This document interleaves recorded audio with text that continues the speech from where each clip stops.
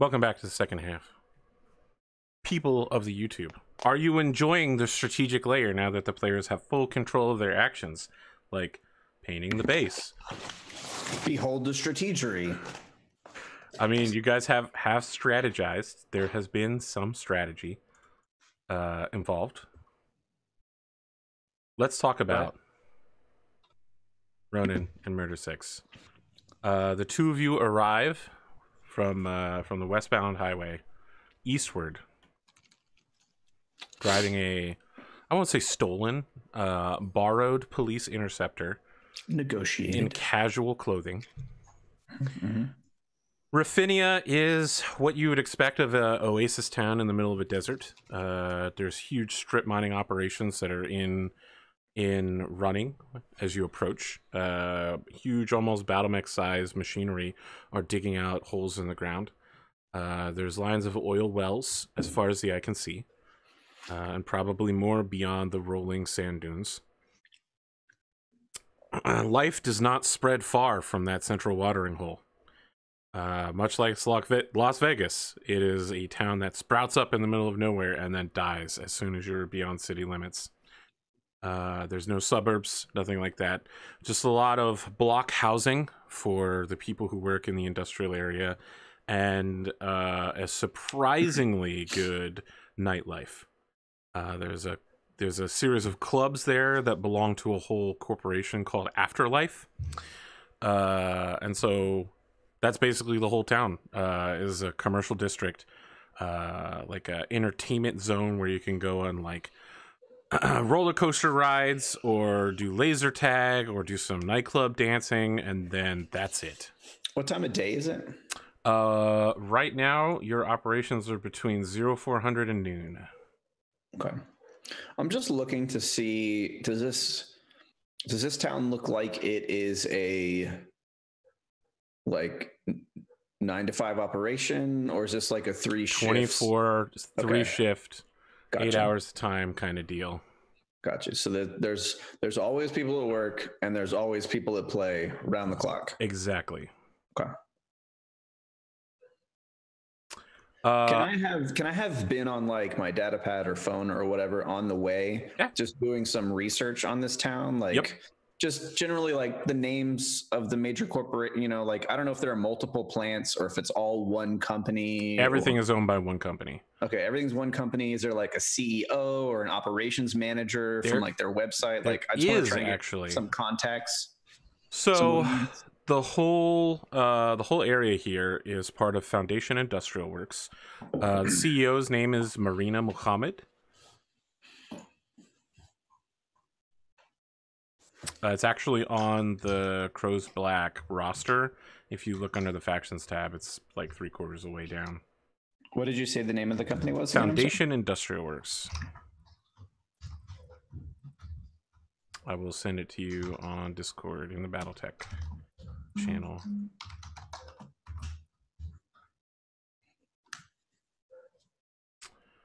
This is their refining and processing plant area. And this is, you said it was food and textiles in general, but we also know that they do some mech work as well. You're talking about Foundation Industrial Works? Like just Raffinia in general. Oh, sorry. Raffinia doesn't do any textile. They're literally only pulling oil and minerals out of the ground. And they do some processing here for like basic salvage repair, but most of it gets sent over to the vehicle plant on the western continent to get turned into Typhoon assault vehicles and stuff like that. Okay. SRM carriers. Electronics. Replacement parts. They don't do any assembly, but they create. That's correct. They don't create things here. But they do basic processing. Okay. Basic processing. So normally everything would be sent from Raffinia to Kirsch, because there's a deep water port at Kirsch, and then hauled over there.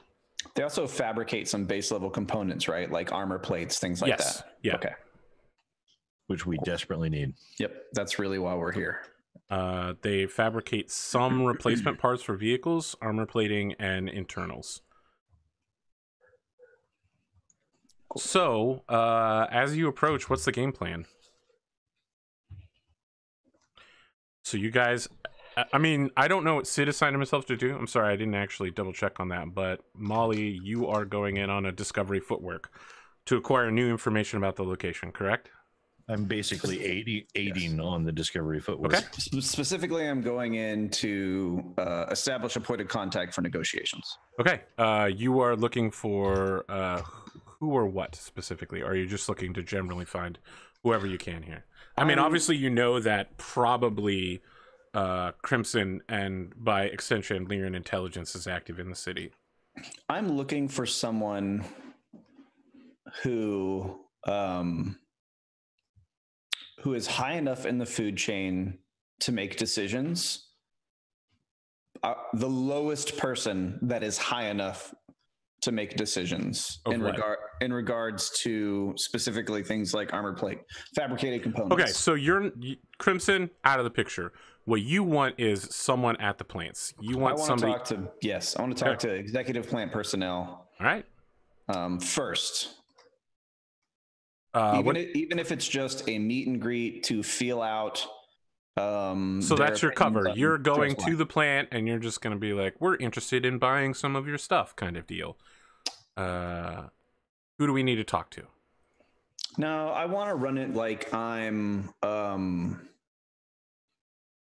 is there any authority here that does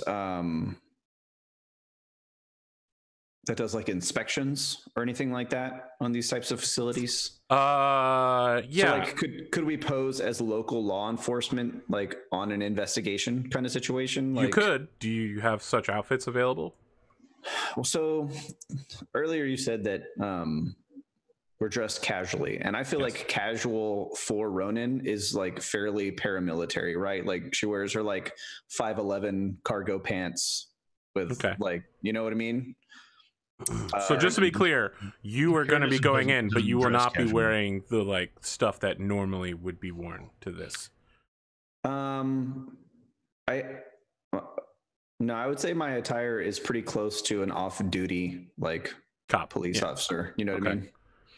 On a very militant city, something like a non-uniformed investigator would wear, right? What are you packing there, Captain? Harridan doesn't do casual. I see. Then what is what is Harridan wearing? Like a uniform, full dress uniform with a saber presented to him by the Countess when he was knighted. Wearing his Class A's mess dress with a cummerbund and a little tailed jacket, a cloak with the symbol of crow's black on the back, a hat with a large feather. But in all seriousness, what are you wearing? Standard day uniform minus unit patch and insignia. Okay, so you definitely don't look like law enforcement. You look like you're from a mercenary unit then. So it's like his little character art, except for it doesn't have the Velcro patch. The crow's right on it. Mm-hmm. Okay, all right. So you approach the plant. You pull up into the parking lot. The guard is just like has the gate down and is like, do you have an appointment? We do not. Who are you here to see? I'm sorry. Did you say you don't have an appointment? Do not have an appointment. I can't just let you in here. This is corporate. Okay. Can you give me contact information for your operations manager? Yes, sir. Thank you. So he comes back a minute later and hands you a phone number. Okay. I call it immediately right in front of him without driving away.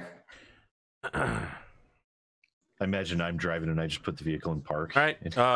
You hear someone pick up the phone and go, "This is Gary." Hi, Gary. This is sorry, that's my last name. I don't know who you are. This is apologies, Mr. Operations Gary, Officer Steve Gary. Great. My name is damn. What is my character's name again? Molly Olson. My name is Investigator Olson. We're here to just speak with you briefly about some of your operations and anything that you might, any resources you might need or pressure you might be under due to the current invasion. Do you mean that you're currently at the factory? I'm outside right now. We're, you know, with the current state of affairs and the chaos that's going on, I did not make a prior appointment. So if you're available anytime today, I'd be happy to come back if you have a slot open. All right, show my men your law enforcement identification. They'll wave you through. My office is on the 3rd floor. My secretary clear my schedule. Thank you. Appreciate that. So the guard's just like standing there, and he's like, I'm just going to need to see your paperwork then. I'll look at Harridan. Your identification, gentlemen.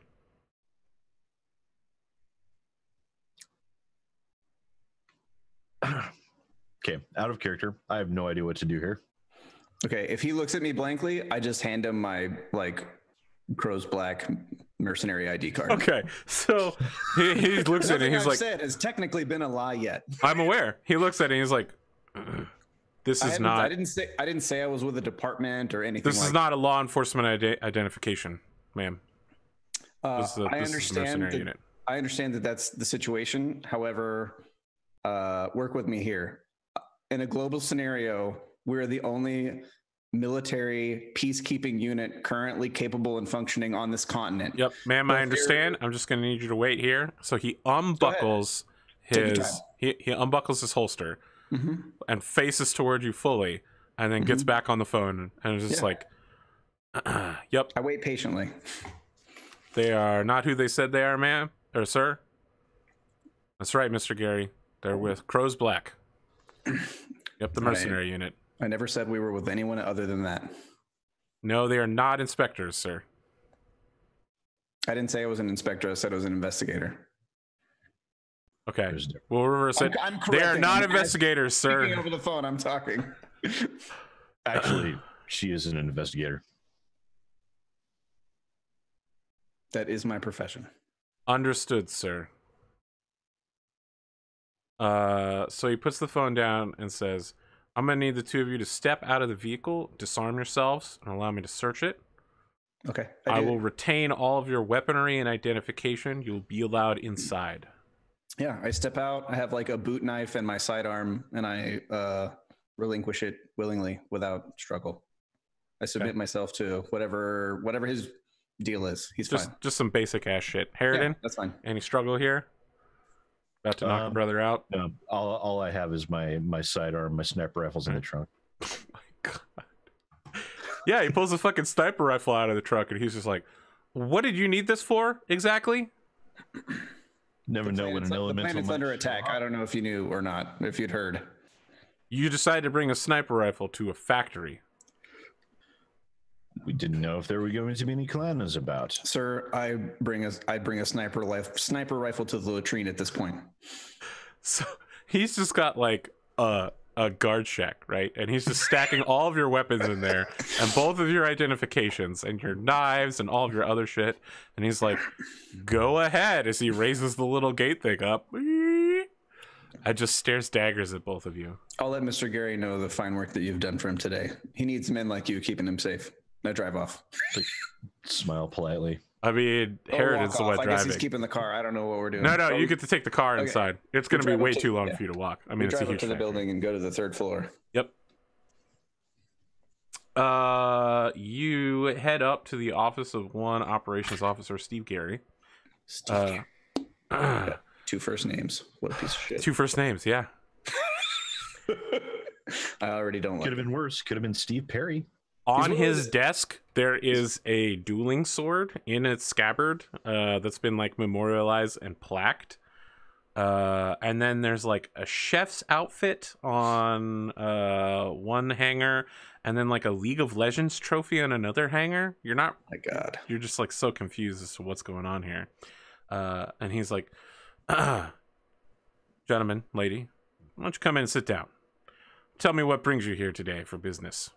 We're a little busy. You might have noticed there's a planetary invasion going on. We're trying to get some resupply parts to our main facility over on the other continent. And, well, it sounds like they need it. There's some pretty serious fighting.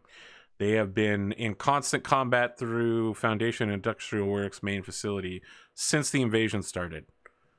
our vehicle company has continued to harass them as they make their way through the facility. Well, first off, I really appreciate you taking the time to see us. Absolutely. Considering the situation. I mean, I feel really bad saying this, but if this meeting doesn't go in your favor, I can at least bargain you to the clans for a considerable bounty. And I fully understand. Not unexpected. Okay. I fully understand that that's an option on your table, and I respect the fact that you are making decisions that you feel are best for you and the people you're responsible to. Well, we have shareholders, so, you know. Absolutely. And I think hopefully by the end of our meeting today, you can believe that we share that in common, this attitude towards... I've always said that the thing between two people should be like trust, but based on mutual benefit and gain. I agree, 100%. Then what can we mutually benefit and gain from each other today? Well, so based on what you just told me, you're actively in favor of resisting this clan invasion. So he pulls out a cigar and then cuts the end off and lights it and says, well, that's the company policy. They tried to take our main facility. As far as I understand, we've got a bunch of typhoons slaughtering their elementals. Their elementals are killing off dozens of workers every day. Basically Stalingrad. Can I ask you what your personal opinion is? My personal opinion is that business has never been better on this planet. Stocks are going down. Prices are going up. We're making a ton of money. Of course, we're losing some assets along the way. It is a problem to lose so many personnel, but they can be replaced pretty easily. I think 6 to 8 months down the line, we can spin this as a real positive for the company. Sure.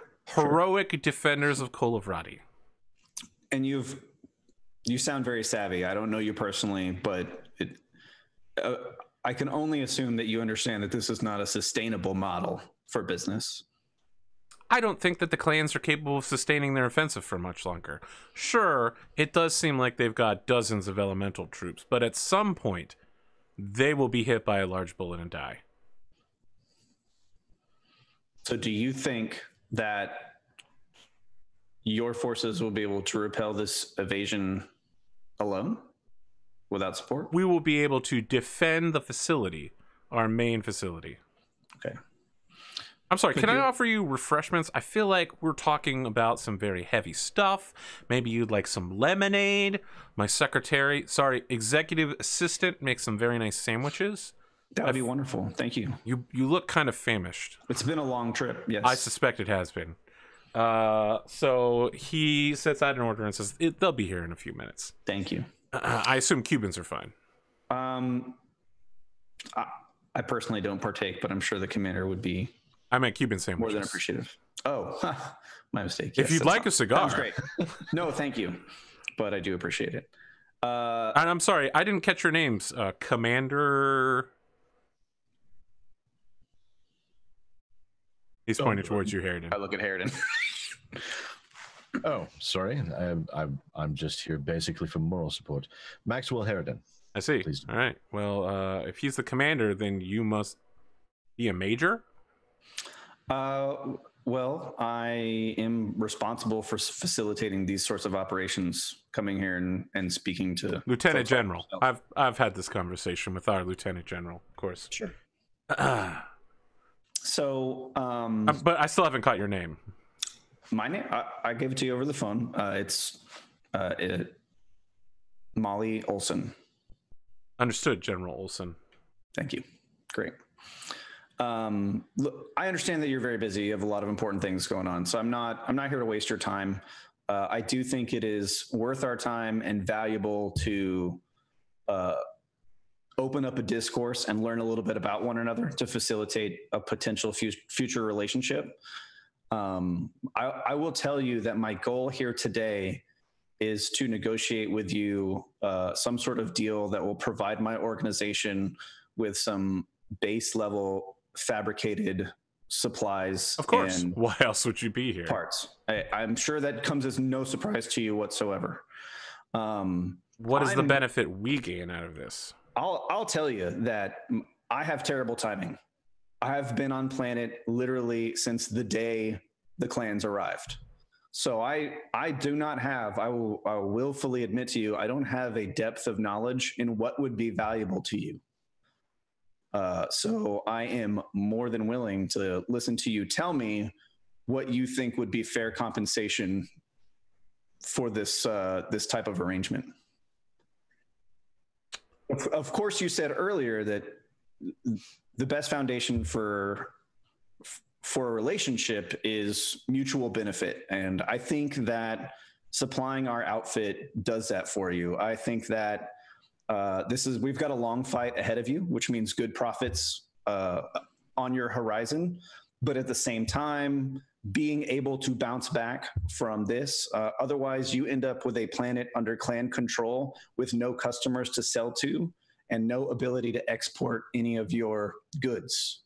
So even if you can successfully defend your factory, that would probably be temporary. The Federated Commonwealth will come get us. It's only been a few days, and the hyperpulse generator's down. But don't let me interrupt you. So no, that's true. In come the sandwiches and the drinks. He's pulling out a document and filling it out while you're speaking now. Okay. But he's nodding along while you're talking. Yeah, that's a fair point. But at the same time, I think hope and luck is not a course of action. And I think if you want to maintain control over your profitability and your productivity in your plants, then it would behoove you to have an arrangement that you had a little bit more say and control in. And a deal with us can provide that to you. It can give you a little bit more predictability in your market, as opposed to sitting and waiting for when the cavalry may or may not arrive. Indeed. The clanners can be, how shall we say, a bit intractable at times. I will share with you as a show of faith that our military intelligence network has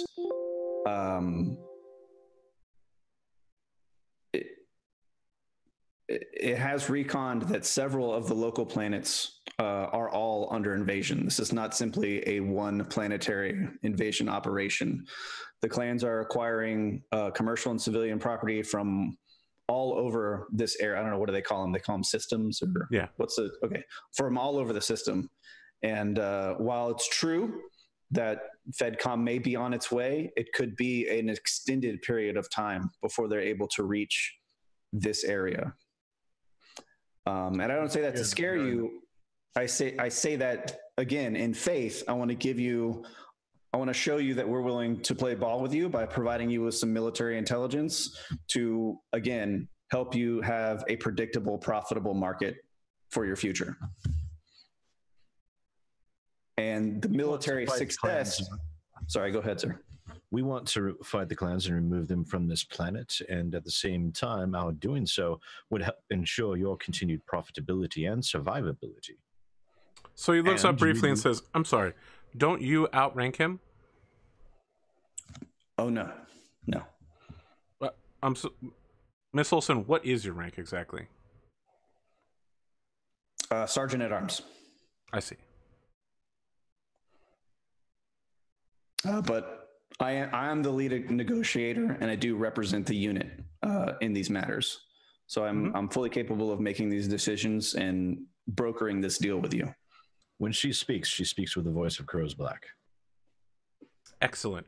I'm glad to hear that. So I do apologize for the miscommunication in titles. No. We need to just be very clear. I know it's been a whirlwind of negotiation. Aside from titles, what's really more important is what both you and I can walk away from this table with or without. Actually, I feel like titles are very important. So he slides you a document over the table and just says, sign here, and we can get started. Okay. I'm going to look at it and read it carefully. Excellent. Make an administration roll. I would like to aid in that. Okay. Do you have administration? Any points in it? I most certainly do. Then you have a +1.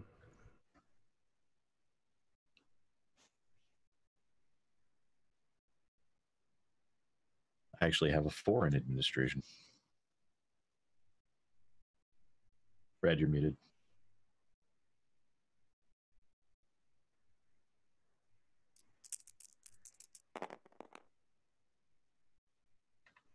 You're still muted. 10 total. Okay.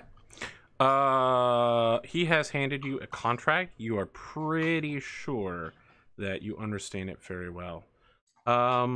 It is a offer from the Countess to his organization, specifically to his branch of Raffinia, offering tax breaks for this particular factory, a lordship for him.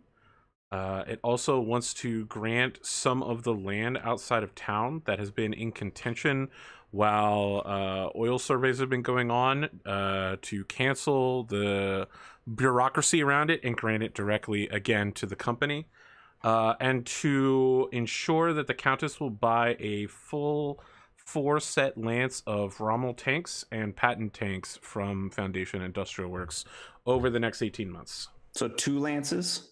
Yes, one of Rommel's, one of each. Yep. Okay. And the land that's under contention, do I know why it's under contention? No. Okay, I'm gonna ask. I'm like, so this bit here about the ecological reasons. Ecological. Okay. Pure bullshit. Okay. So in that same vein, can I mean, you'll have to forgive me. I'm woefully ignorant in your field. Is this? I mean, are you? Do you guys use like sustainable mining practices, or is it you're going in and getting everything you can? Our operations are what is legally allowable under Kulavarati planetary law. We comply with all regulations. Okay, so out of character, do the tax breaks, are they reasonable or are they like absurd? Oh, they are fucking absurd. Okay. Like they're gonna hide hundreds of millions of C-bills using this shit. Okay. And they're gonna frack the shit out of this. Oh yeah, 100%. No doubt. Yeah, okay. And that's 24 million C-bills worth of vehicles they're expecting the Countess to pay for. Okay. You'd understand if I asked for a moment to go over this with my commander. Of course. Okay. You could even take all day. Okay. Now, what do we get from this contract that he's wanting us to sign? When you say that, he says, I thought you might ask something like that. I suspect that you're running low on spare parts. I'm willing to give you a sizable portion of armor plating and internals. That's what we have spare and ready to go here. You have to understand, it's not like we have a huge stockpile ready. We just sent some to Castle Kirsch in order to be shipped over to our main area. We're hoping that our submersible carrier is not intercepted by the clans. As far as we can tell, Castle Kirsch appears to be fairly lightly defended. We think we can probably smuggle stuff past them. With that, I will be. You are asking for an impressive amount of concessions here. That's true. I am. With that, I would be looking for not just one-time delivery of materials, spare parts, armor plating, and the like, but I would be expecting for the duration of the clan invasion a more sustained delivery. I understand. It will take time to mine, refine, and process materials here. We're talking weeks. I suspect that one way or another, the invasion will be over. I am offering to you probably the only stockpile you're going to find on this planet. All right. Please allow me a moment to discuss with my colleague. So he shows his remaining stockpile. It is 150 armor plating, 150 internals, and a full set of replacement for light and medium internal parts like leg and arm, actuator, shoulder, hip, all that junk. Mm-hmm. One leg, one arm, basically. Okay. So he gets up, like puts his cigar out in his drink, and says, I need to head down to the factory floor, make sure all the peons are still working. I look forward to our continued success and hope to hear positive results from you. Certainly. We look forward to getting back to you.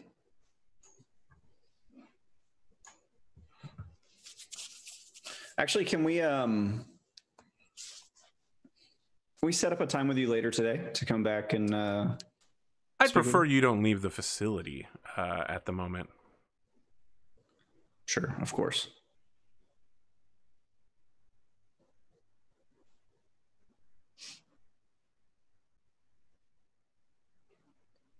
Does he leave? So, yeah, he leaves. Okay. All right. Does Harridan speak any other languages? I believe. No. I speak Swedenese. He doesn't speak Swedenese. Nobody speaks Swedenese, dude. Balls. Okay. Well, in my head, I'm thinking it's likely that our conversation will be recorded. Oh, absolutely. So what do you think, sir? Well, the way I see it is he provided us a contract for a disgustingly large number of concessions for a relatively small amount of material. The difficulty here is if we say no, they'll probably turn us over to the clans for profit. Well, I'm tempted to take the deal and then just come back and smash this facility and take whatever we want, but we do need to play nice.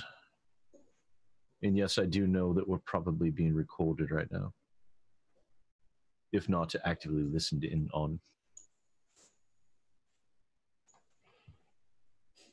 I think it would be reasonable to come back to him with basically a third of his requests and then take possibly his second offer.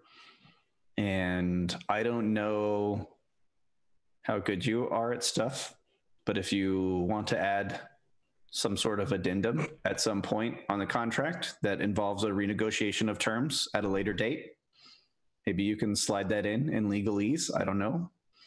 You seem like the kind of guy that does that kind of stuff. That might be a possibility. Put a date on this to where it's not a forever thing.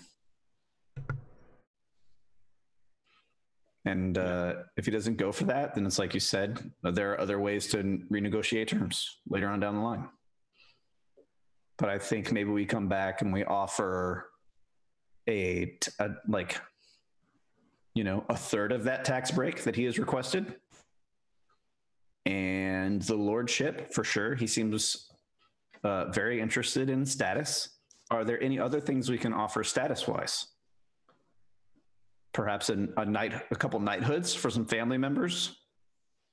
Not really. I think I have a feeling the Crystal Elf would probably get irritated with me if I started lording and knighting everyone across the planet. You sure? Because you've already been doing that. Maybe can he be given I don't know how this stuff works. Is there a seat at court or something like that? Right? Oh, yeah, certainly. Can he sit on give him like a committee? Oh yeah. Put him in a committee.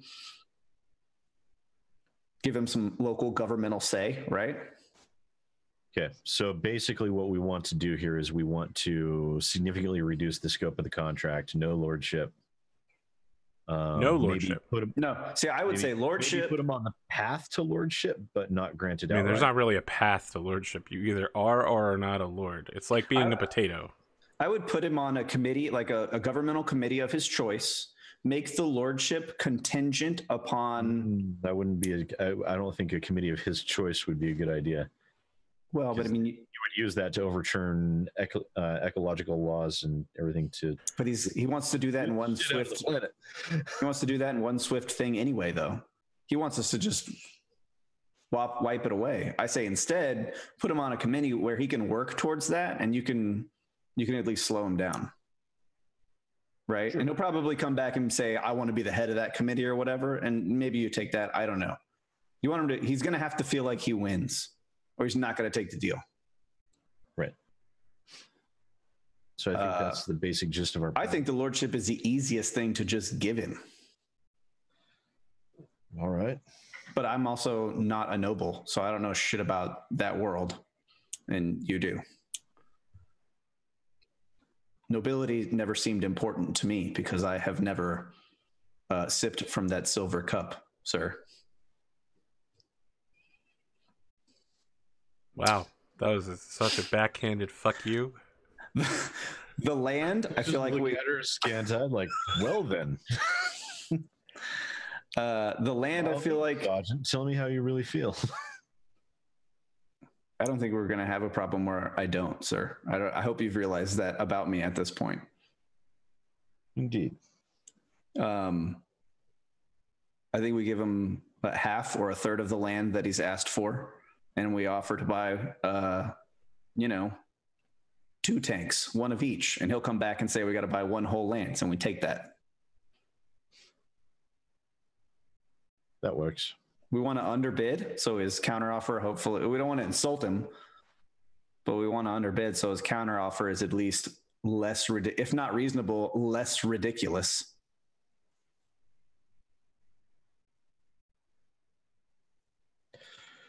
Well then, let's work up a counter contract. Suppose you can come back into the room now. So inform me what we've got here. The only thing I see on the table is government committee. Yes, okay. No. Government committee, yes. Lordship, yes. 1 of each of the tanks, and then basically 1/3 of everything else he was asking for, like the land rights and everything. So you want a 1/3 tax break. Mm-hmm. When he gives his counteroffer, we need to say yes to it, but then we need to also say continued discounted rates post-invasion. Right? Like, that's our counteroffer. Mm-hmm. Okay. He does not come back for a while. That's fine. Your guys' assumption that you're being listened into, he comes back and he's just like, sorry, I had something down there on the factory floor. You guys made out okay? Somebody pointed you to the bathrooms. We did good. Sure. Did you use the television? Got a lot of stuff on the TiVo there. Yeah, we appreciate your hospitality. Sandwiches were on point. So let's make opposed negotiation rolls. Okie dokes. He has a +7 negotiation because this is what he literally does for a living. Is he in fact attracted to women? In the same way that a sociopath is attracted to anything pretty, yes. All right, then I'll count it. And I'm aiding. Very well. Okay. So let's roll. 6. Okay, well, that's not bad. I have a +9. I have a 16. Oh, that's an 18. Huh. Oh, that was your roll. So 16. 16. Okay, exactly matched. Do we re-roll or not? No, he will meet you halfway. He's not going to take your offer. Sure. That's fine. He says, government committee. I hadn't even thought of something like that. I would love to be appointed to regional government, especially in finance. I hear that there are several openings, especially since the Countess's major domo was recently killed. I had a thought that might interest you. Lordship sounds great. I don't like this reduced vehicle buy-in. It's not great. Could I sell you on a lance of either Rommel's or Patton's? Which is better? I do like the cursory look back and forth and nod the head. I make a little bit of a show out of it. That's not what make a tactics land roll to see what you know about those vehicles. Tactics land. Let me go down to T. All right, I have a +4 on that.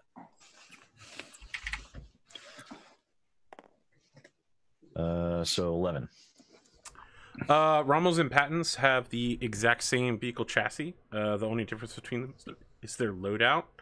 Rommel's are AC-20s, LRM, and small laser, and Patton's are AC-10, LRM-5, flamer, and small laser.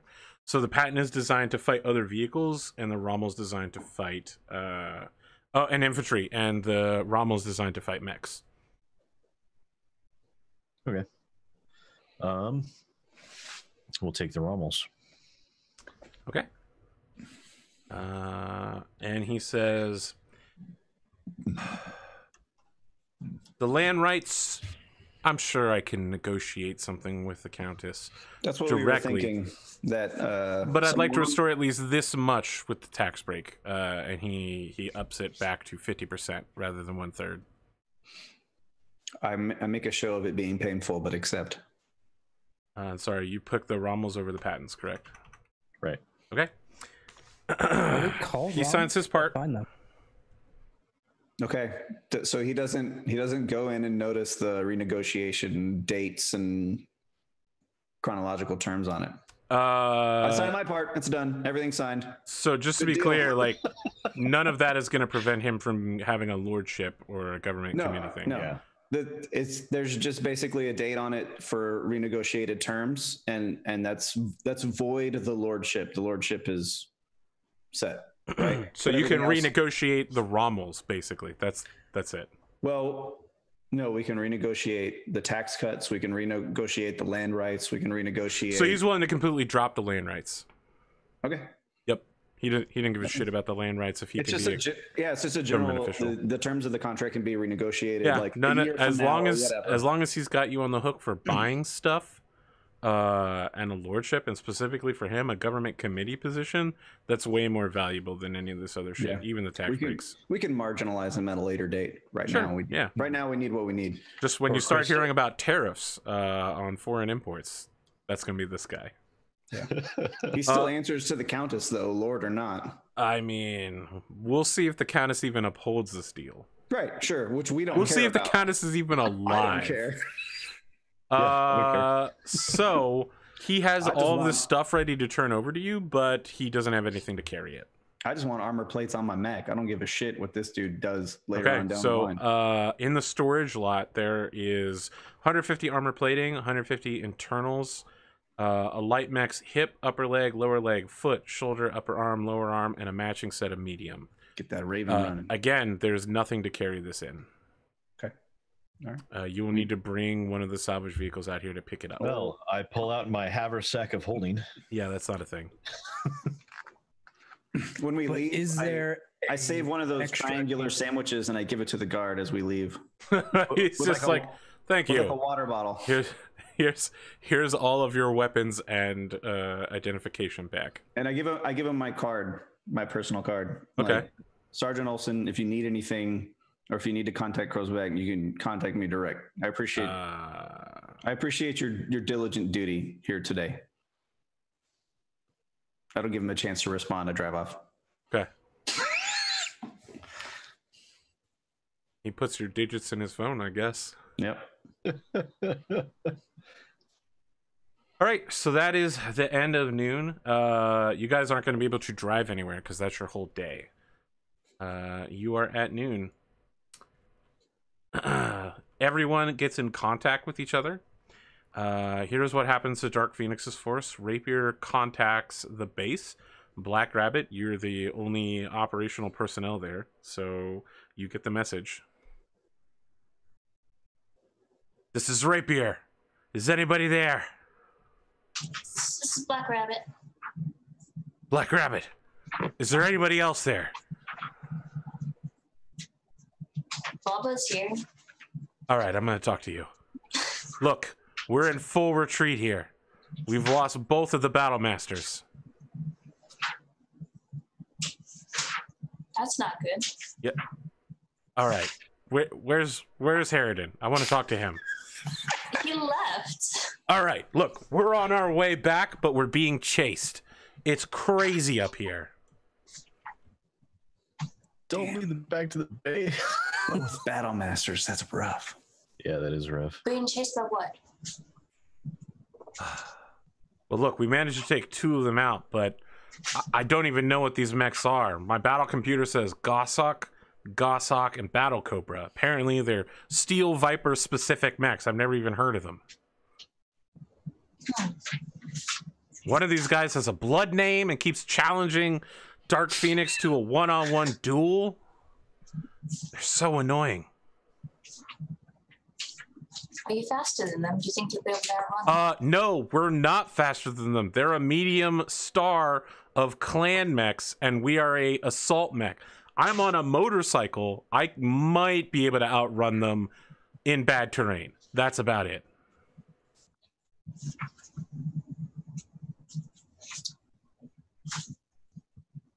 maybe you could hide somewhere. We'll come and get you. Okay, well, I can do that, but probably not the giant assault mech. Right.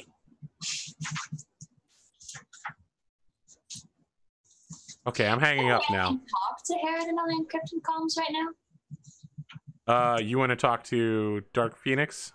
No, Harridan. I said Harridan. Okay, yeah, you can call Harridan. Harridan, as the two of you drive away from the facility, you get a call from Black Rabbit. Yes, Black Bunny, what can I do for you? That's not my name. That's not my name.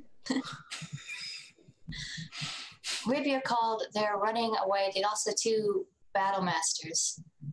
They can't outrun the mechs that are following them. All right, get your mech fired up and prepare to rendezvous with them if they need some covering fire to complete their escape. We'll get back as quickly as we can. What did he say was following them? Like a star or a point? Yeah, a star. He says there's a star. What's that? That's like 4 mechs? 5. 5 mechs? So they're being chased by an entire star. Can you conference me in? All that's there is like a Cyclops, right? And that's all that's left is a Cyclops? So when you conference him in, Rapier's just like, is anybody on this fucking phone? He's been on hold. I called Harridan. Okay, Rapier. sir, we're in some really deep shit here. What have you got? What are you facing, and how? We have can a help? basically undamaged Cyclops that's running a little low on ammo, and we're down both of the Mechwarriors and the Battlemasters. We managed to slag a Nova, but that thing exploded in a huge firestorm. And the battle computer said something about a dragonfly as being the other mech. I've never heard of any of these. What's chasing you right now? Something called a Gossick, a second Gossick, and a Battle Cobra. I don't know what these things are, sir. Never heard of them. Battle Cobra. Sir, don't Google them. You don't have that knowledge. You literally have no idea what these things are. Just call in Bandito. Sarna.net.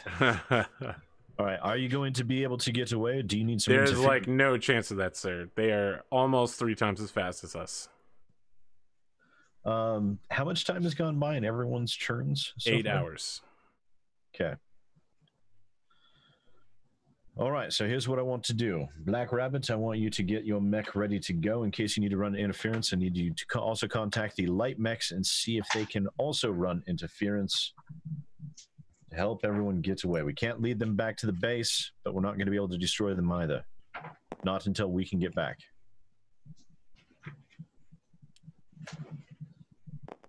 I'm hanging up now, sir. All right, work with Black Rabbit, work out rendezvous coordinates, make sure to keep me updated. We're going to hurry back as quickly as we can. Okay. Black Rabbit, what do? You've been ordered to get in your mech and also contact Bandito. That.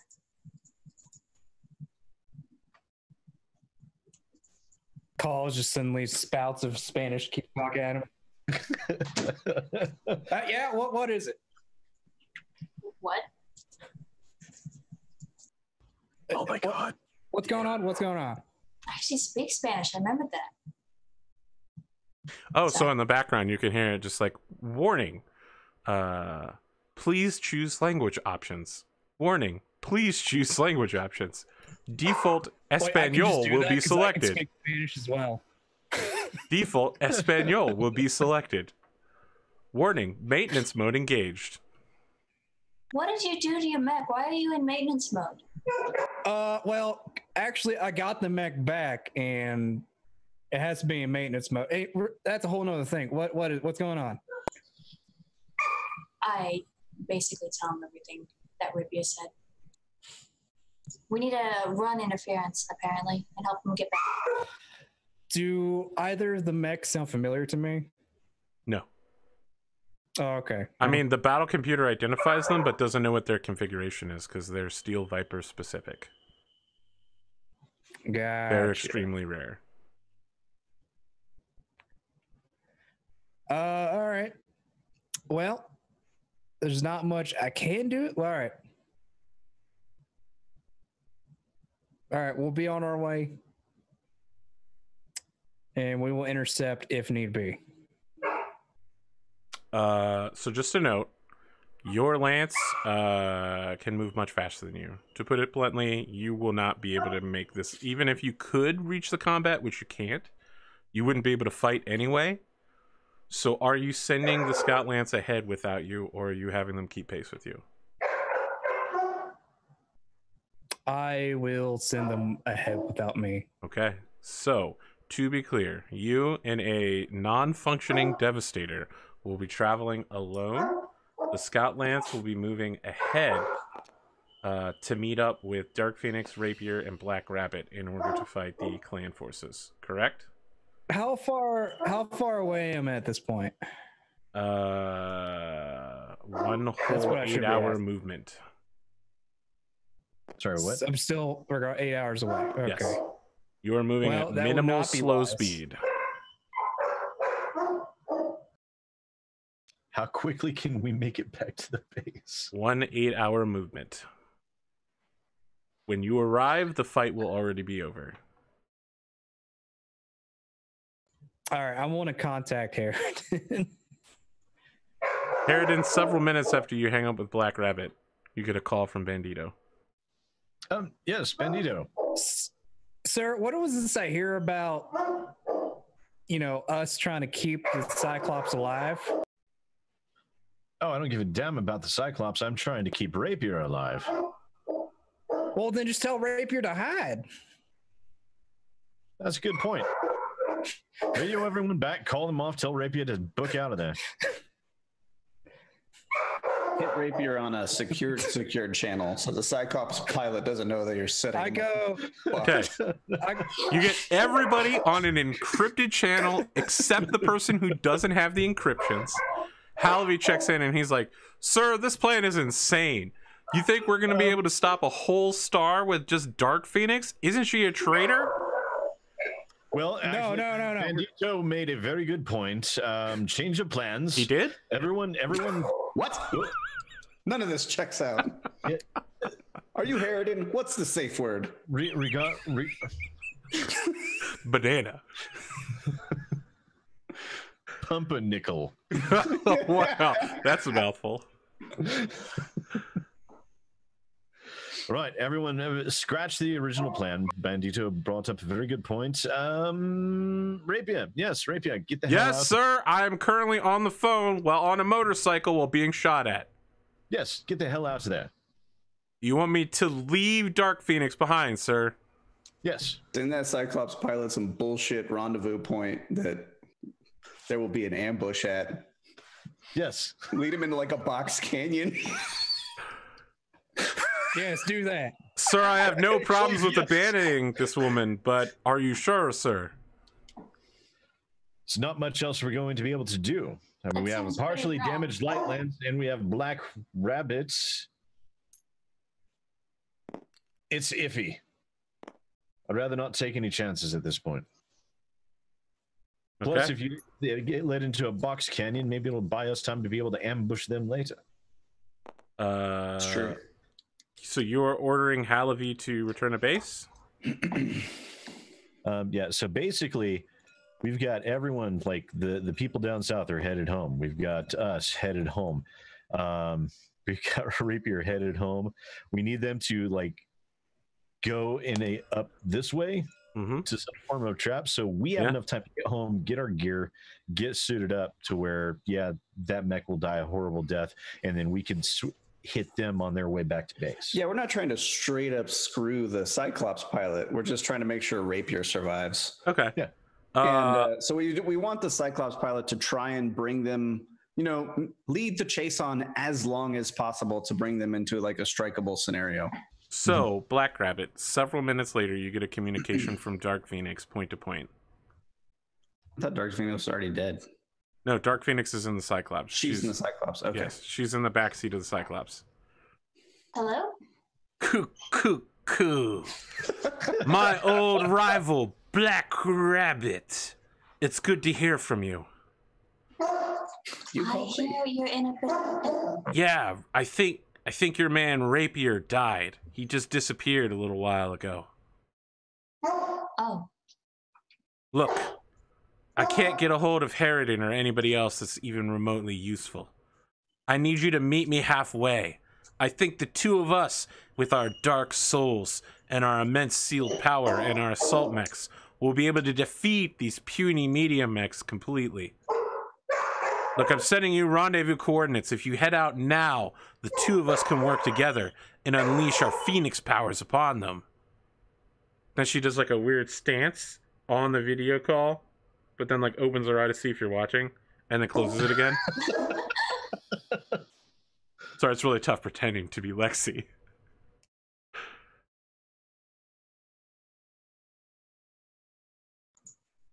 She'll look at the rendezvous point. It's halfway between Castle Crow and the Idris Elba. If you hurry, you can make it there, and the two of you can engage in glorious combat together. I'll call Harridan. Harridan, several more minutes later. Black Rabbit calls you back. Yes, Harridan here. Dark Phoenix contacted me. Said she's been trying to get a hold of you and anybody useful to help her get out of this. She sent me coordinates to go help her. Is this still a group call? Nope, it's to Harridan. All right. Let's see. So we had a planned box-in location. I'm going to say, tell her to rendezvous with you at these coordinates, and I'm going to send the trap zone that we planned on.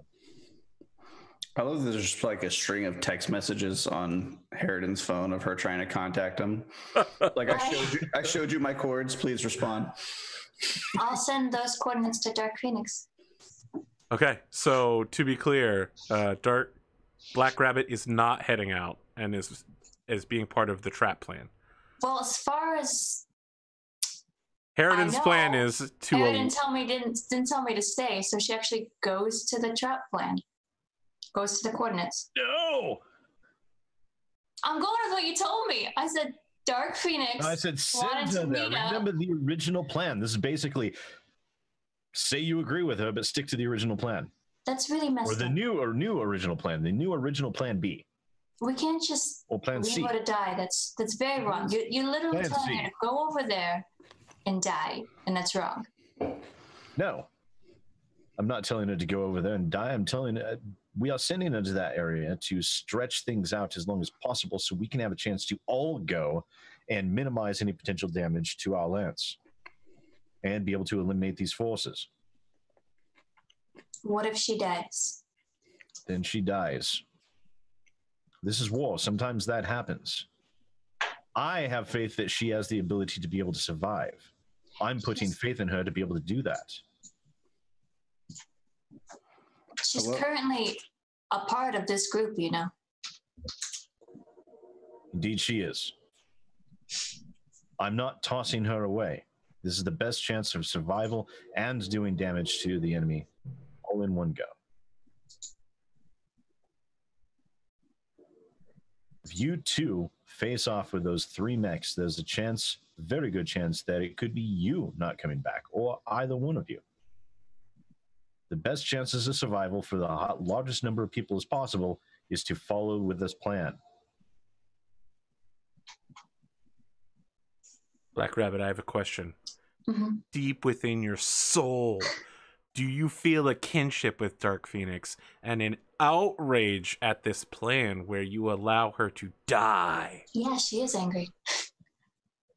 How do you express that rage? I love that Black Rabbit is like, I'm the darkest motherfucker here, but she's also like, that's mean. Exactly. Hey, in the thing, she's an Edgelord in training. Okay, she's like the softest heart of everybody else is like, we'll just kill him, and she's like, I mean, you were there for the backstory. She actually, you know what's up. I think. I thought that when Molly was like, we could kill them in their sleep, I thought that was pretty much the end of her friendship with Black Rabbit. I mean. But she still painted something cool on my door, so I'm all right with it. It must have worked out. What's your disposition? Where are you going, Black Rabbit? You following orders and staying at the base? Or are you a rebel? Rebel with a cause. Harridan, I am willing to put my life on the line for other people of my lands, and I thought you were the same. Listen to me very carefully. We all put our lives on the line for each other every single time we go out there. But I do not do so foolishly. I do not put you in a position to throw your life away. I'm not putting her in a position to throw her life away either. We can do this. Stick to the plan. It is the best chance for everyone to come out of this at least alive.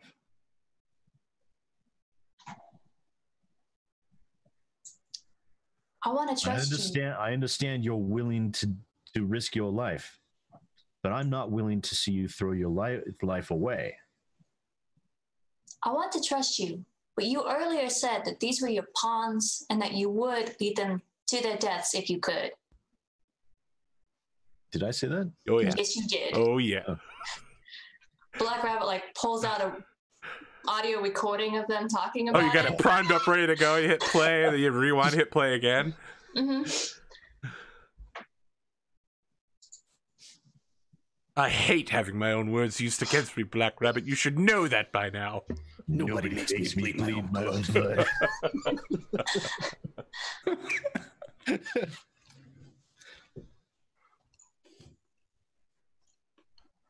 What do, Black Rabbit? You can admonish the captain all day, but it's up to you to make a decision. Do you head out? I'm waiting for his response. Oh, sorry. Oh. Right now, my concerns are for everyone involved and for the future survivability of this lance and our chances of being able to defeat the clans. I'm ordering you not to go. Did you tell Dark Phoenix your plan? I haven't been in communication with her. I'm going to patch them together right now. Oh. Okay, you let her under the encrypted channel. Dark Phoenix is just like... I just look over at Ronan, just like... Coo. The flames of revenge have arrived. And then you like hear an explosion. She's like, shit. Okay, take a left there. No, the other left. You hear someone go, boss, there's only one left. And she's like, yeah, that one. I got a Harridan for you. Dark Phoenix, can you hear me? Yes, I can hear you, Dark Murder.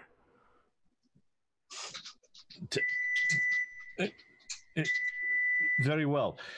We are sending you some updated rendezvous coordinates. Right now, we do not have the resources in play to be able to keep those mechs off of your back, so you need to draw them out as long as possible until we can get our lance into position.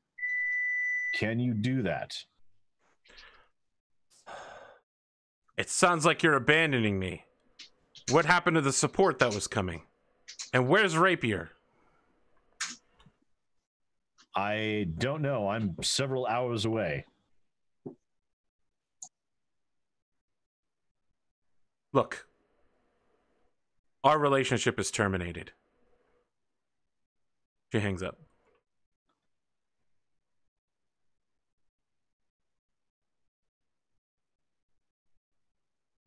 Come to Colavrati, they said.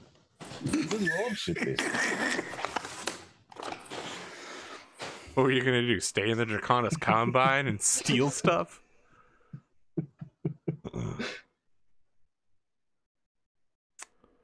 I've checked with Dark Phoenix. Dark Phoenix is totally cool with breaking away and going independent at the first sign of suspicious activity. Well then, if she breaks away and goes independent, then she's no longer an ally. And there's no need to worry about saving her ass.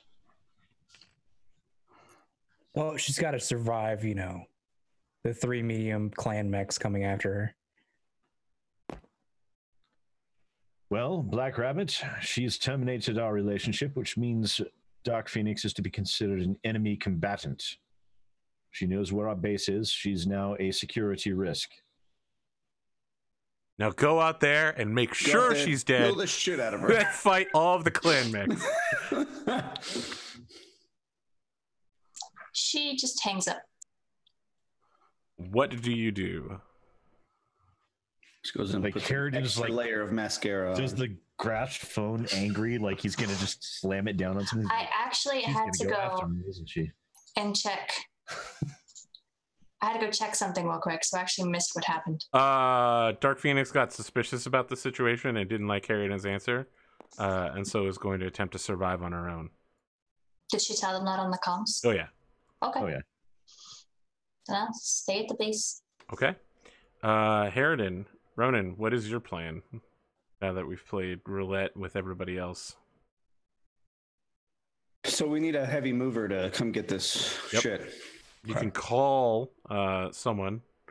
Rapier's not at the base, but you could call the Steinway to bring their heavy mover out, or you can drive back there and bring it back yourself if you have a vehicle license.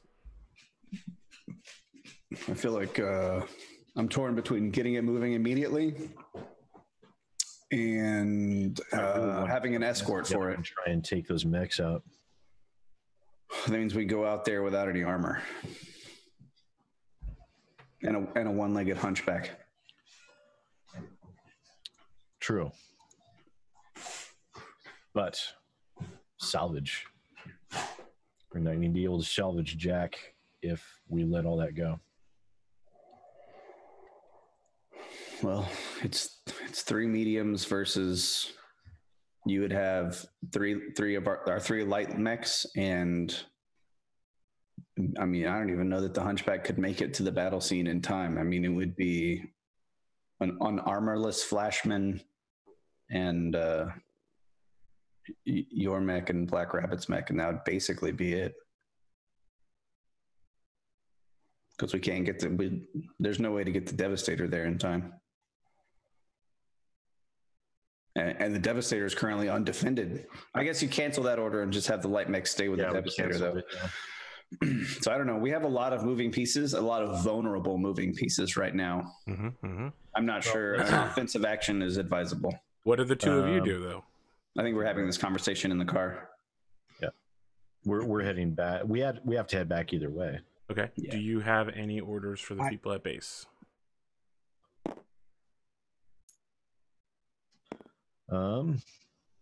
I think we're just gonna have to let this fight go. Okay. We've got some wins in. We got a potential thorn in our side removed. We've got the Devastator back. We need to count our luck while we've got it and consolidate what we have. I think Rad's right. I think it would be a bad call to push our luck on this too much further. So sorry, Dark Phoenix. We spread ourselves a little thin, and dice rolls got real bad over there, and we didn't have anybody to come help. Yep.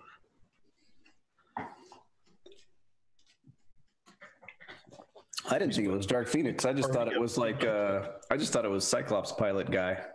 They're in the same cockpit because again, the Cyclops is specifically meant to have.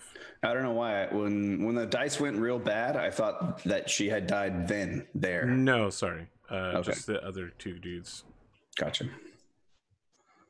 Like, I'm like, I really don't care about some rando pilot guy. It was 3 clan medium mech chasing after, correct? Tap sacrifice Dark Phoenix to instantly recall Rapier your hand.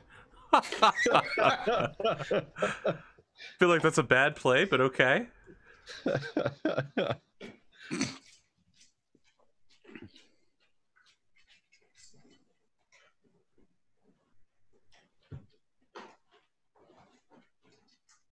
Yeah, I think when I get back, I'll go to debrief Harridan whenever he gets back.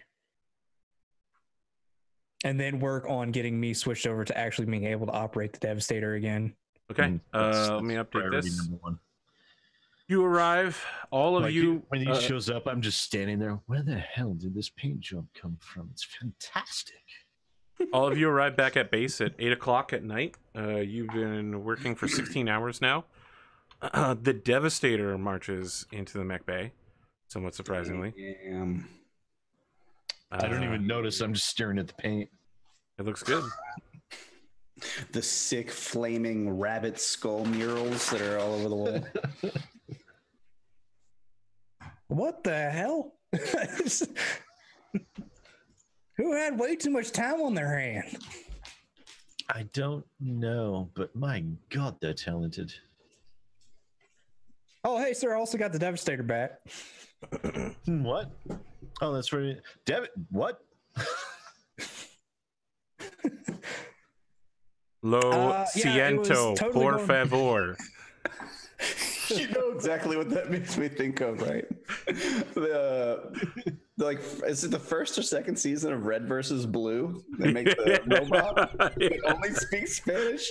Oh my God, that show fucking kills me. Thank goodness I know how to speak Spanish, or else that'd be really, actually, it's irritating regardless. But it was totally going to be a trap with 5 elementals that were in the area. There's nothing else. It was going to be 5 elementals against us if we decided to try to sneak in there on foot. Well, we could take a recon in force to try and recover that Victor. Yeah, I only had them shoot out the leg. So when Rapier pulls into the mech bay, he heads over to the communication devices where Bubba's at, since Bubba was in charge of the base while you guys were gone. And then he comes back over and says, "Sir, I have bad news. On top of Crossroads being bombed, it looks like 2 elemental points rolled through there and began executing pretty much everybody. The whole town's on fire." Now, Crossroads had already defended and killed some elemental dudes with the help right? of Halavi's lance. Yes. Right. Oh, Crossroads is burned? Yes. Isn't that where we picked up this militia though? Like, so all of these guys that are with us now are now like refugees, basically. Yeah, I mean, their whole families have been killed. It's pretty much devastating. They all take their own time to grieve or get really angry and take firearms out to a firing range or various. I mean, it is as varied as many people that are there. I want to get up there and do a real like General Hux-esque speech about in front of the Devastator and about how the glorious revenge has arrived, and we will punish those who have taken so much from you. Really? You realize a General Hux speech requires you to have a sing-song cadence. We will what is it? With this machine that you have built, we will destroy the Republic. Okay, so maybe it's not General Hux-esque. No, General Hux is like, dude. I mean, it's a great speech, don't get me wrong. Yeah, but they did an excellent job with it. Maybe it's more like the president from Independence Day. So you're leaning on a little communications thing, and it's booming out of the Devastator. A little CB radio mic, and it's coming out of the Devastator speakers.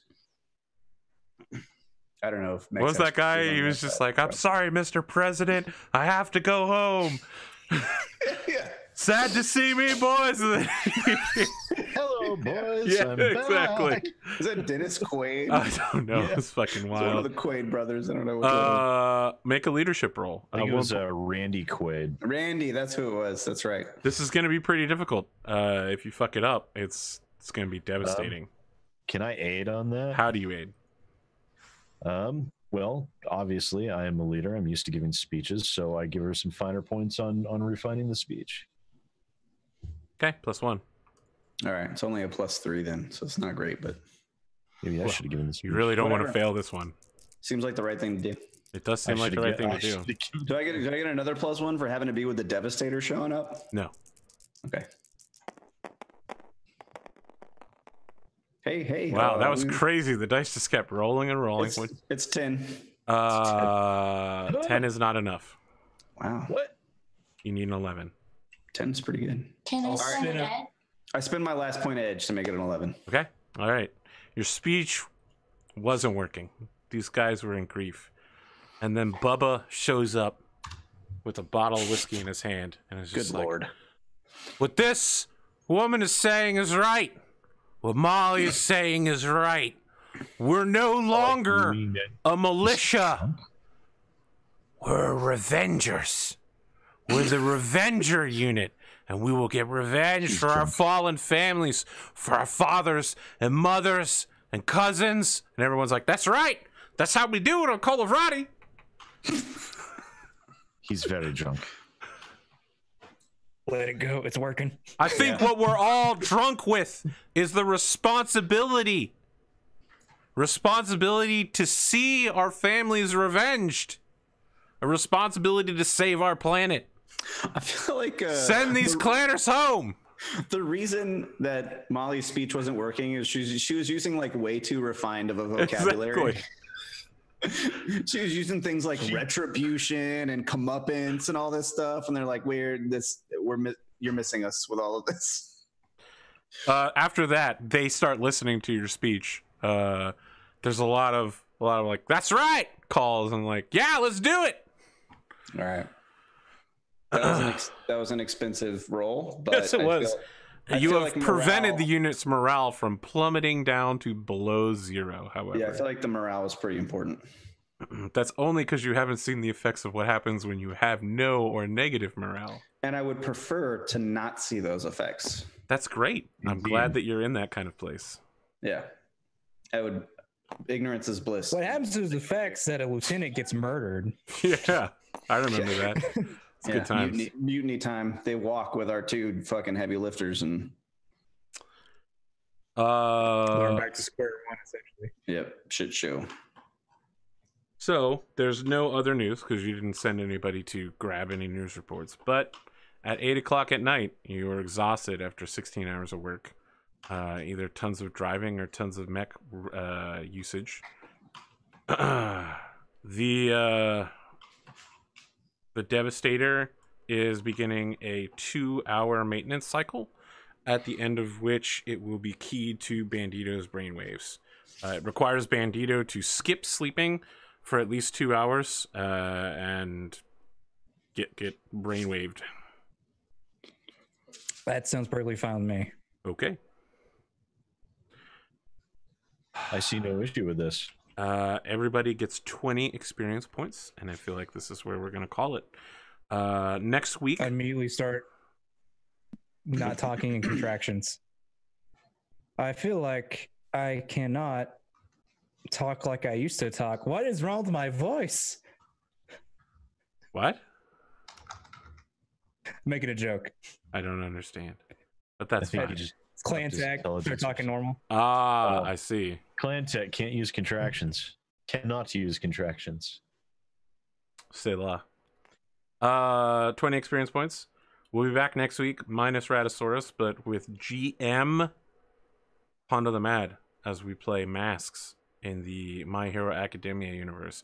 In 2 weeks, we will return with a special mission and a special guest for 2 or 3 weeks. We'll have Gleemo, a Call of Cthulhu tabletop RPG streamer, who, upon hearing that the unit was in really bad shape, has flipped over to an ally rather than an enemy, and will be bringing an offer to the table, an offer of help. Dark Phoenix has escaped, is still alive, and is looking for new allies to fight both the clans and the ones who betrayed her. Indeed, if there could be a force of revengeance on the planet, it would be Dark Phoenix. Really said, don't give me that look. She's mad as fuck. You guys were literally like, do this face. We're not sending any backup, but if you head out there, there will eventually be a trap in this area where you are in fact trapped in a box canyon. Yeah. Hey guys, who I've so recently been trying to obliterate off the face of the planet, I really need you to come out here and risk your lives to save me. Yeah, after I failed miserably at the very first task you've given me to do. She only failed miserably because she rolled a 9 and they rolled a 12. Hey, well, when we fail miserably because of dice rolls, we still have to be accountable for it. So it is what it is. Failure is a failure that you have to live with, whether it's gameplay or dice. Yes. We come to an interesting point. You have supplies, but they're not in your base. You have a mech that you can't use. You have a member of your unit who is now rather upset with you. And Bubba still hasn't gotten a date yet. Poor Bubs. Bubba. That's the only thing that really matters. But what he will get is revengeance. Revengeance. With the revenges. The Phantom Mechwarrior 3. Bubba Strikes Back. What do you mean Lexi can't die off screen? Of course she can. I mean, look, even if Lexi did die off screen, the Dark Phoenix will always rise. The clans will clearly recognize her superior genetic potential and revive her and give her new clan Cybertech to carry out a revenge mission. So what you're telling me is that we just need an incinerator with a medium laser and then it's all good. Yeah, sounds about right. I mean, the clans have cloning technology, so they can literally just make a whole second copy of her. They could make an entire star filled with her. You're going to have to clone a new rad to be on. Oh, no, why didn't you have to roll one number higher on that when you were rolling to see if you killed her or not? That's so sad. So sad. It happens. It was almost a 6. That's true. It could have been the end right there. This worked out well, though. I think Super User Maisie played Despacito. I mean, pretty much if I had rolled that 6, the Hunchback would have just went down because so ultimately, were we able to gather any intel on Crow's Black? No. Okay, so they just pulled up and were instantly like, here's a fucking star of clan mechs running up to your face. I mean, there was more than clan mechs there, but yeah. Okay. But they'll be able to tell us at least what they saw? Yes, maybe? No? Rapier will be able to tell you what he saw from a motorcycle. Okay, that's all I care about. Which I will remind you is not a Battlemech and does not have sensors. It has a radio. True that. That he uses while driving. Very unsafe. We got to get that kid a Bluetooth. I know, right? Earpiece. Well, he just has to head down to his local Comstar shop and pick one up real quick. And get an actual mount for his phone so he stops using the selfie stick while he's driving. Yeah. We need to get him a GoPro, just put on his helmet with a little extension that just points back to his face. It's a dash cam. Yeah. Rapier, why do these motorcycles keep coming back trashed? The insurance company's very upset. And put them all over his bike, facing every direction. Let's do some outros. Bandito, Pondo. Do you only have one earpiece in right now? What do you mean? I mean, I think you only have one ear thing in right now. Yeah? Yeah, okay. I'm just checking that I'm not going crazy. All right, well, why don't we do your outro? I mean, I'm not even going to ask you why. I assume that if it matters, you'll tell me, but... I mean, I just have one. Okay, all right. Because both in, I start talking, it sounds weird to me because... How about that outro? Yes, I am Pondo or Pondothemad. You can catch me on Twitch or YouTube /Pondothemad. Where next week I'm going to try to entertain AP in the hopes of really meeting his difficult. high expectations. High expectations. I'm literally going to be wearing a toga. Oh, God. That's some pretty high expectations. I'm just going to imagine you as the guy from the robot from Futurama that's just always laying down, just has ball grapes on him. Oh yeah, hedonist bot or whatever. That's awesome. It's not the first time I said that reference. Yeah, I'm gonna go back and watch Red versus Blue after tonight. Pure gold. Sorry. Aren't they coming out with a new season? Yeah, I mean, look, man, so. It is so far from where it began. Yeah, I don't know. Shit is just fucking confusing now. Yeah, I got. I mean, I don't know. I'll save it for another day. But I like Red versus Blue. I'll come back with my review after I've rewatched it. How about that? There's like 11 seasons, brother. Yeah, I think I've watched the first movie like 5 or 6. One weekend. Yeah. Yeah. I mean, you're looking at probably like 40 or 50 hours. To one weekend. A lot of the episodes are short, to be honest. So I think they get longer eventually, but they stay fairly short. Other thing. I'll just go ahead. Everybody do their outro. I'll save it for my outro. Sorry, I get excited. What you got going on, Pondo? I may stream tomorrow. My God, what And will Saturday. you stream? When? Probably Kingdom Hearts 3, so I could finally get back to playing that game. Excellent. That's good to hear. And trying to think what else I got, but I think that's about it. I'm glad that, you know, we got some wins, we got some losses tonight. I think we got more wins than losses, really. I'd say you guys came out ahead. I think aside from the shady contract, we did lose 3 mechs. did we? Lost the victor, technically. So yes. I mean, we've lost that before, though. Well, dude, you know, you can lose mechs multiple times. Oh, you're talking about the Battlemechs in the Cyclops. Those Battlemechs are a pretty big loss. Those are some pretty dope short-range mechs. Well, unfortunately, short-range mechs don't do so well when they're being swarmed by 5 other mechs. Yeah. 5 other clan mechs I could shoot. I mean, it's true. When we fought them, they were never a threat to us because we just stayed more than like 8 hexes away, and they were no big deal. Pretty much the only thing they had left was like she could have shot the SRMs, but it was pretty much just the LRMs. Probably great for an urban fight, but crap, we lost the LRMs out in the country. I don't think there was much LRMs left, to be honest, because she was shooting them pretty much every round. There was a lot of LRMs left. Oh, well. Those things are packed with plenty of ammo. I mean, that awesome when it went down had like 48 loads of SRMs. Did it have 40? Yeah, because she used 2 against me. We did. Those were like SRM 2. Where was that? Talking about LRMs, though. Yeah, she used up I mean, exactly. All of the assault mechs tend to have multiple loads of shit. You know, they're not like medium mechs where you only have 1 load of ammo. I think we had 12 loads of LRM 20 ammo. Look, friends, it's gone. You're never going to get it back. That's fair. You may never give it up either. I might run around.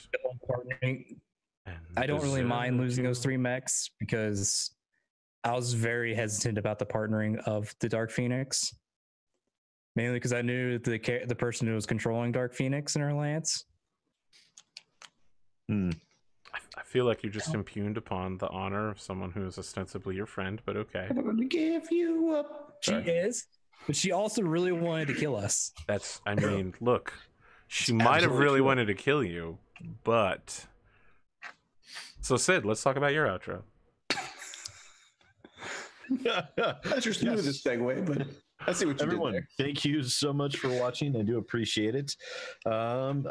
This was an interesting one. I feel like it could have gone better. It also could have gone a hell of a lot worse.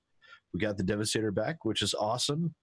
And we've got a game that I've never played that we're going to be trying out next week, so that'll be fun.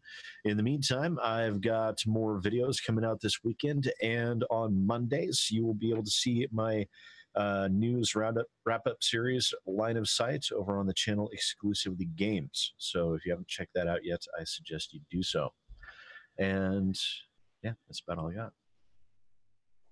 Look, Pondo, I see you shit-talking the Cyclops. Most important power is being able to act as a mobile leadership unit. Yeah, I could really use that mech. Except we don't have any other things that has slave units for it. You know what you really use? I mean, you don't need that. I mean, the important part is that someone in the back can literally run like battlefield coordination. They can do what Rapier can't do right now.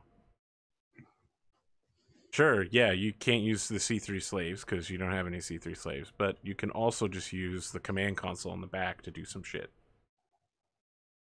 Could we, so like in theory, if we had one of those mechs that had that commander seat in it, could we employ someone to sit in that seat?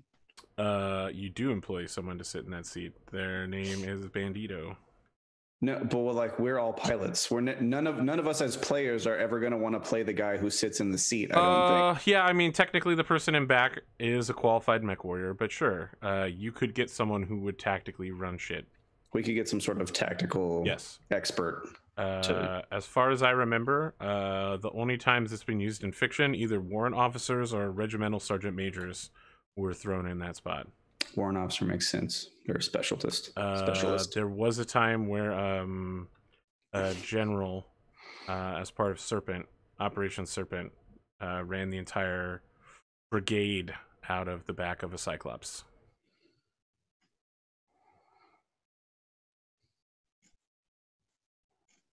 Sid, let's talk about your outro. Instead of Cyclopses, I feel like we're concentrating on the Cyclops really hard. I mean, mine was done. Oh, okay, fine. Cotton, I don't feel like I disappointed you. I feel like your team disappointed you tonight, but don't let me put words in your mouth. Well, let's talk about your outro. We don't need to condemn them for their cowardly acts and allowing your allies to die. When you're not here, what are you doing? I doodle.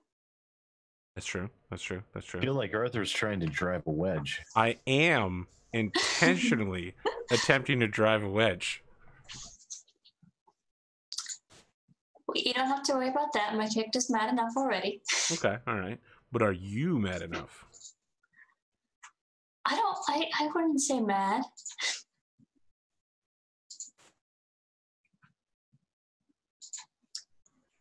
I doodle.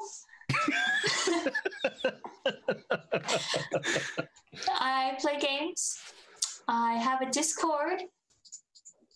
And then a secret Discord as well. That everybody but Sid is a part of.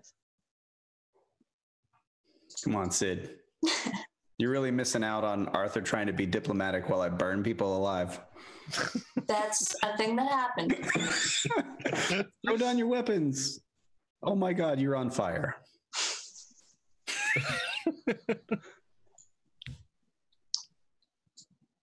Yeah, that is. You know, the funny thing is, he's only exaggerating like a little tiny bit. I don't know that he's exaggerating at all. I'm exaggerating at all. I think I'm actually downplaying it. I mean, you're exaggerating a little bit. Yeah, I'm taking it a little out of context. Because chromatic orb is tiny. That's about it.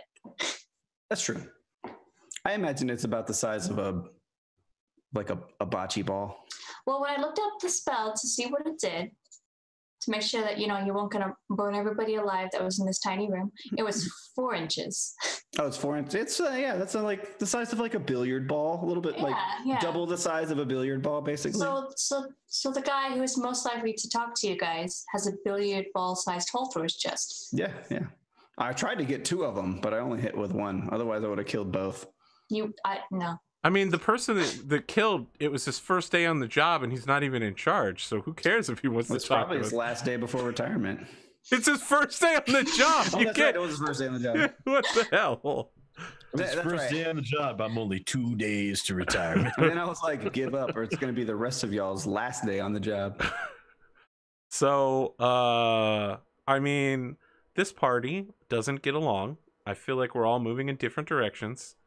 I feel like after we complete whatever this is, I thought it was a quest, but now I'm thinking maybe it's more like a shakedown by certain members of the party while the rest of us try to uphold justice. Justice? Or something. I feel like afterwards, I'm going to have my character to seriously just be like, I don't know if I can work with any of you again.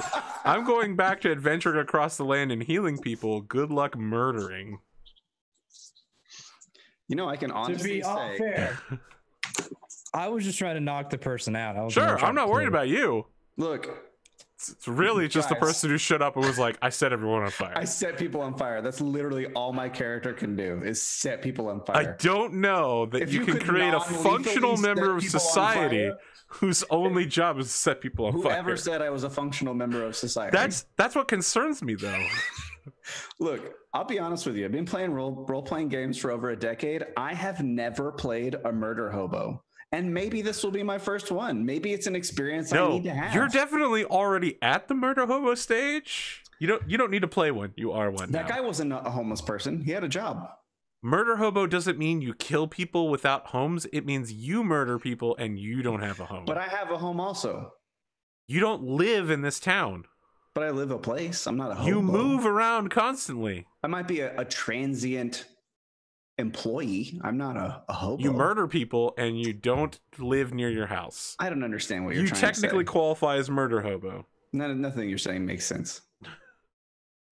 There's no hobo in this equation. Cotton, I'm a land owning. How about noble. that outro? Well, it's been an interesting night. I might possibly in the future stream. I don't know when. I see. I think I still have to make a stream offline and actually figure out how to stream because I didn't do anything with the art part. You know, there's a guy I know that knows how to stream. Mm-hmm. His name is Pondothemad. You could probably get some on-site tech support from him. Maybe. Could happen. Could happen. Possible. Possible. It might involve brownies. I mean, I assume that anything that Cotton makes... Don't say that.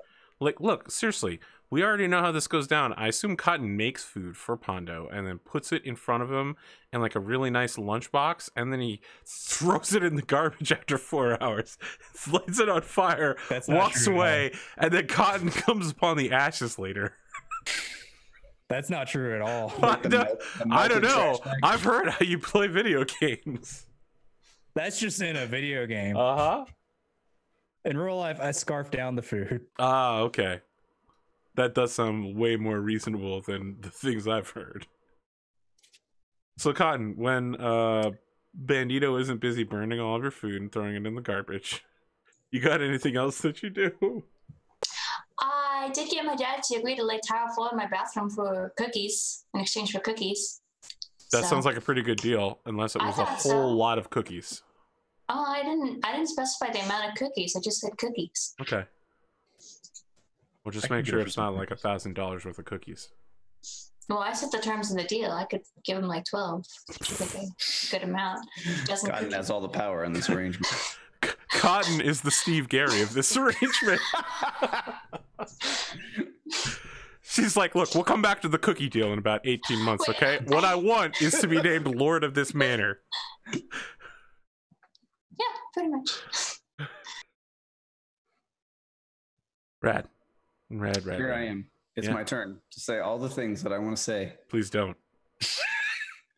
Okay, just some of them. First of all, I had a lot of fun tonight. Thanks for having me. Thanks for watching. Thanks for watching on YouTube or wherever else you watch this. I guess there's only two possibilities. So, I mean, they could watch it in embedded players on other websites, but yeah. I had a lot of fun. I think it. I don't know if it will be an overall success or failure as far as an episode goes fictionally, but I think there are a lot of moving parts, and I think things are trending positively, but I think there are a lot of loose ends that need to be tied up before it's an actual like win. So I'm a little concerned about some of those loose ends. I will not be here next week. Dark Phoenix? Amongst other things, the fact that the most valuable thing that we need right now is at a place that we are not, and we have to send something to go get it. I'm very concerned about. I'm glad to have the Devastator back on the roster, as I'm sure Pondo is as well.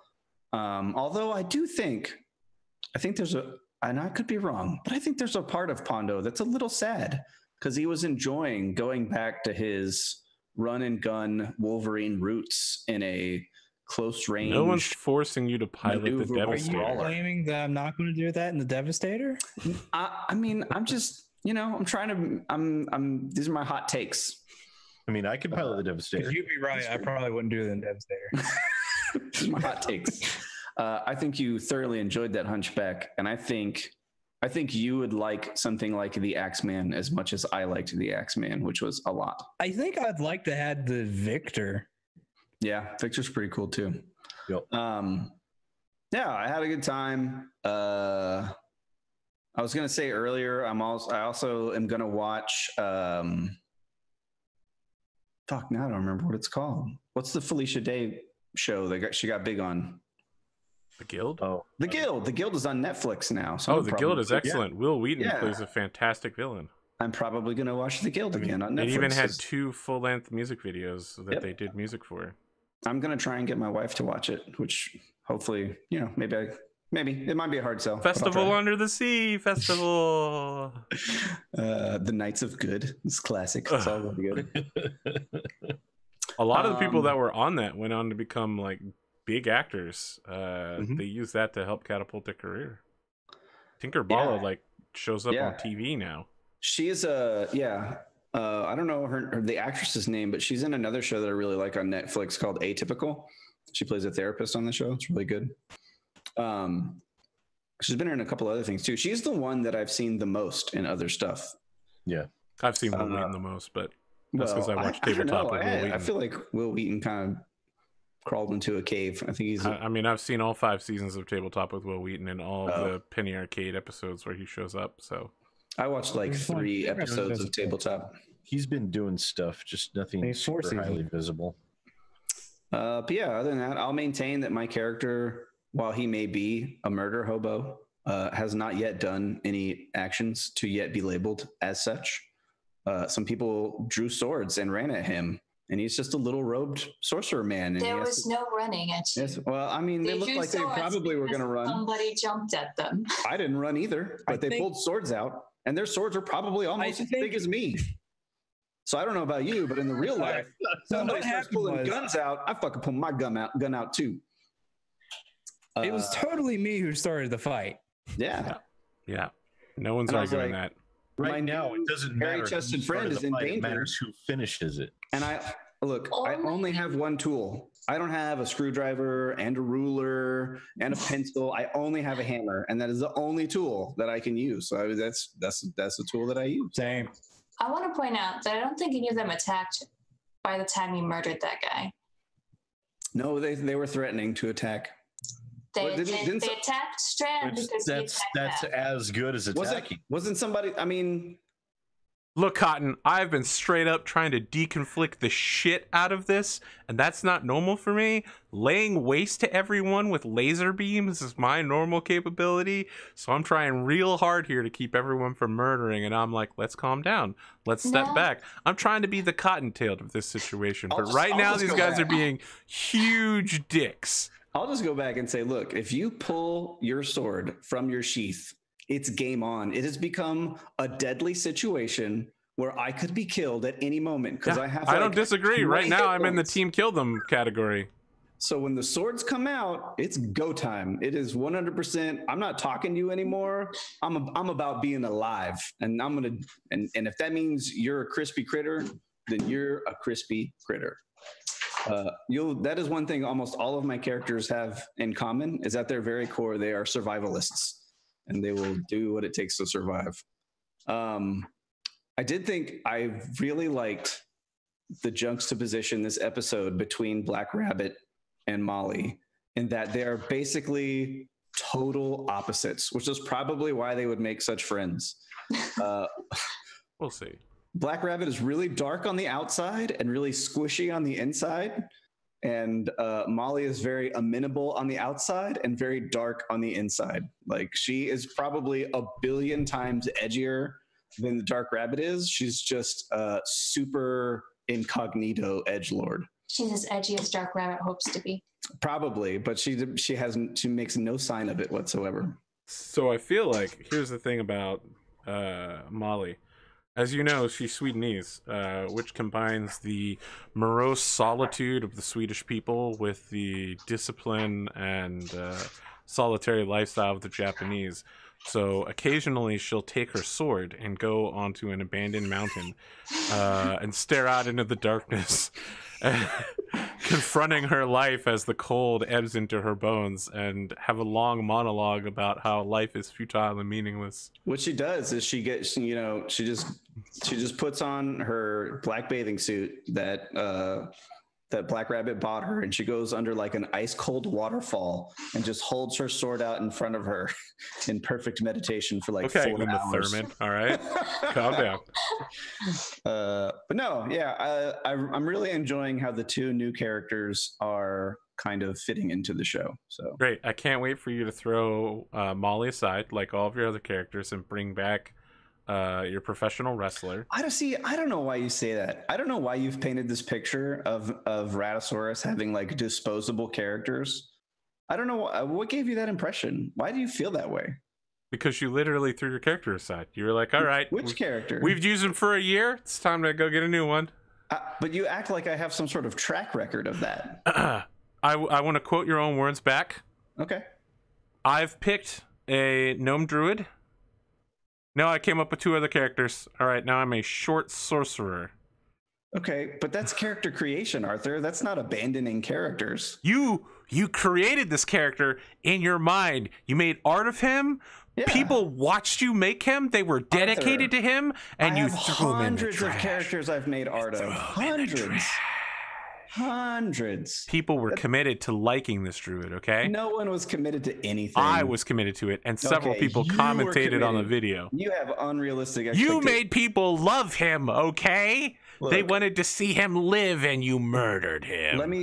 I didn't murder anyone. You murdered him. You are painting an unfair picture of me as a role player. True. I am. I want to remind you all week you've showed up and gone, anime lens. So fuck you, Rad. I'll do whatever the hell I want. Let me set the record straight. Arthur is an anime nerd, and which is fine. And over like the last decade, I've had very few characters die. I've abandoned none of them. I've retired less than 5 over like the last decade. And that's because their narrative was simply finished. They had no more to contribute to the story at the time that they were set aside. And the one that I've currently retired has the potential to return perhaps once his story becomes relevant again to the narrative that is taking place in this game. When I create a character, they have, like all good stories, they have a beginning and an ending. And when their arc is finished, that is a satisfactory, enjoyable, enriching element to the story that we all tell together. For me, it's never about my character. I don't play the main character. I play a character that facilitates the collaborative story that we all tell together. For me, it's about how can my character add to the overall story. It's not about how can the overall story make my character better or more interesting. That's too bad. I always play the main character. I don't play the main character. I always play the main character. I play a character that prop other people up. I do it in real life. I need all the spotlights on me all the time. I die without attention. I shrivel up like a slug with salt. I think it's selfish to make it all about your character. Yeah, exactly. So my characters exist to facilitate everything else, everything around them. And when their story is told, then their story is told. Yeah, motherfucker, I do that shit all the time. It's called GMing. I know, I do that too. When I play a character, I want to burn the fucking GM's world. I want to just destroy everything. I want to be like, is there a leader of this place? Great. I depose them and declare myself the new lord. You and I are very different. Yeah, we are definitely very different. I play a very collaborative game of RPGs. And sometimes that involves my character taking a back seat to other things. And right now, Butch McGurk is taking a back seat to some other interesting storylines that can advance the plot of the game. And if he becomes relevant again, I'll bring him back. And she'll eventually kill Bandito. Yeah.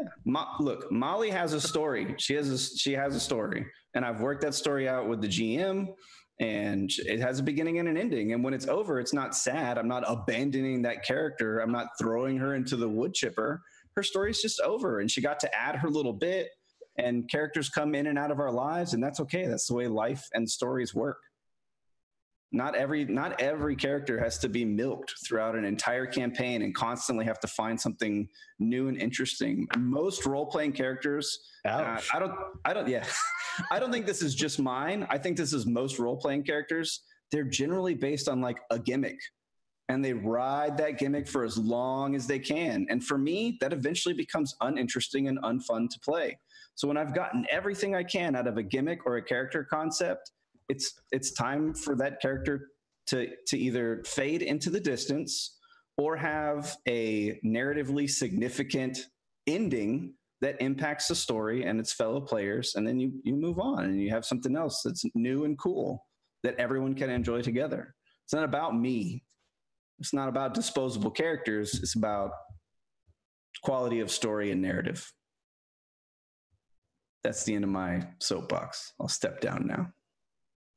The end. I'll be snowboarding next week. I don't agree that every character has a shelf life. I think that there are many characters that exceed their initial gimmick, man. I got to tell you, it happens.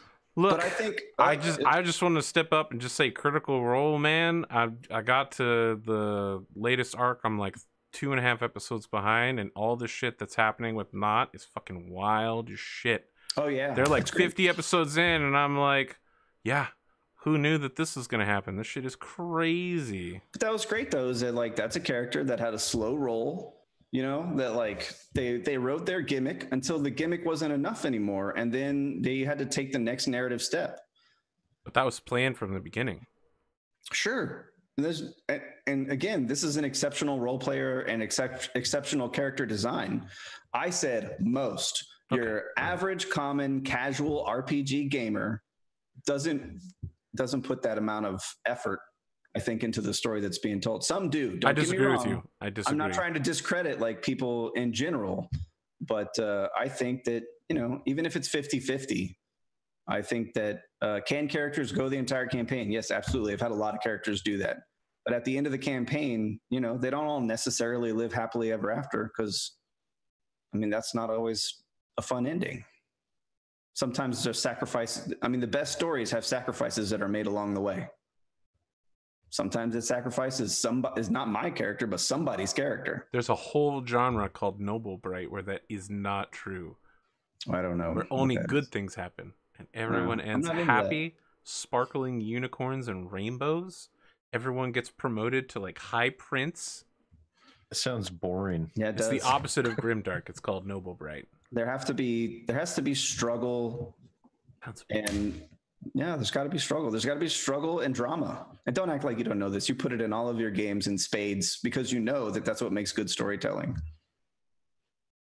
What I do is not necessarily either the best way to do things. Oh, wow. That's it. I'm done. I'm done. Got anything else to say, Rad? No, I'm good. Okay, I'm done. Have a good night, guys. Rad just fucking trashed my storytelling. That's it. We'll be back next week.